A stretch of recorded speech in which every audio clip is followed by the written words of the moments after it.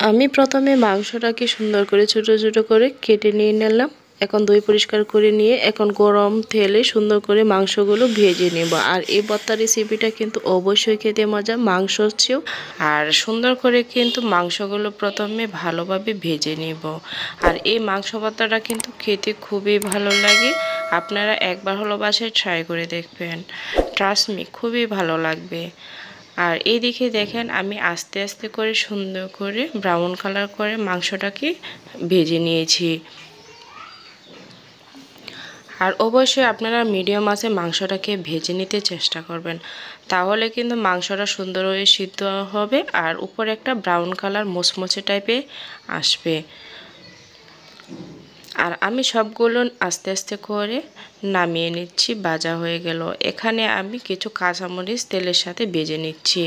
আর সবগুলো দিয়ে আমি ভর্তা বানাবো না, আমি অনেক রকমের ভর্তা বানাবো, তাই আমি বেশি করে কাঁচামরিচটাকে ভেজে নিচ্ছি। আর ভাজা শেষ, এখন আস্তে আস্তে করে নামিয়ে নিচ্ছি। যারা এখনও আমার চ্যানেলটাকে সাবস্ক্রাইব করেন নাই, প্লিজ সাবস্ক্রাইব করে দেবেন।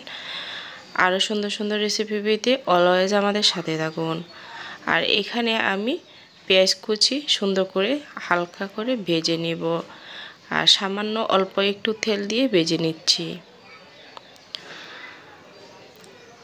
আর দেখতেই পারছেন আমি কীভাবে সুন্দর করে ভেজে নিচ্ছি। অবশ্যই আমার টিপসগুলোকে আপনারা ফলো করবেন সুন্দর করে।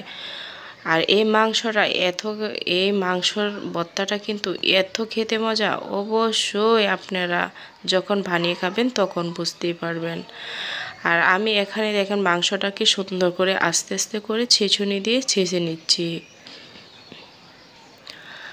আর দেখতেই পাচ্ছেন সুন্দর করে কিন্তু ভালোভাবে আমি ছেঁচে নেওয়ার পরে এখন আমি আদা কুচি দিয়ে দিলাম। আর এখানে আমি কিন্তু যতটুক মেজারমেন্ট অনুযায়ী আদা লাগবে ততটুকুই আমি দিয়ে দিলাম, আপনারা মেজারমেন্ট অনুযায়ী দিতে চেষ্টা করবেন।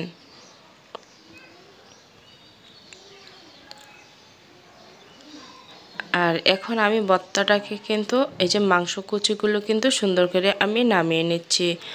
আর দেখেন সুন্দরভাবে একবারে ঝরঝরা হয়েছে। এখন আস্তে আস্তে করে কিন্তু আমি সবগুলো নামিয়ে নিলাম। এখন আমি কিছু কাঁচামরিচ দিয়ে দিলাম, যতটুক লাগবে ততটুক পরিমাণ। আর সামান্য আমি অল্প লবণ দিয়ে দিব। এই যে সামান্য অল্প আমি লবণ দিয়ে দিলাম। ভালোভাবে আবার সুন্দর করে আমি লবণটার সাথে মরিচটাকে মেখে নিলাম। এখন আমি আবার যে মাংস কুচিগুলোকে সেগুলো কিন্তু আবার আমি দিয়ে দিলাম। আবার কিছুক্ষণ আমি এই যে ছেঁচুনি দিয়ে সুন্দর করে ছেঁচে অ্যাডজাস্ট করে নেব।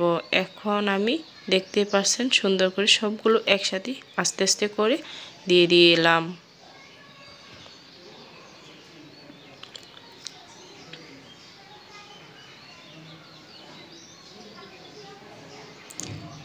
আর এখানে আমি ভাজা পেঁয়াজ যে ভেজে রেখেছিলাম সেটা কিন্তু আমি পরিমাণ মতন দিয়ে দিলাম। আর এখানে বড় চামচ দিয়ে আমি 2 চামচ দিয়ে দিলাম।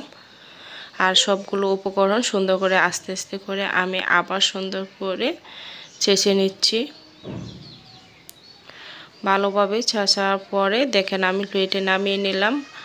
আর সুন্দরভাবে কিন্তু আমার ভর্তাটা রেডি হয়ে গেল। এই যে দেখেন ফাইনাল লুকটা খুবই অসাধারণ ছিল। অবশ্যই বাসায় ট্রাই করবেন যারা ব্রয়লার মুরগি খেতে চান না, যারা চ্যানেলটা সাবস্ক্রাইব করেন না, প্লিজ সাবস্ক্রাইব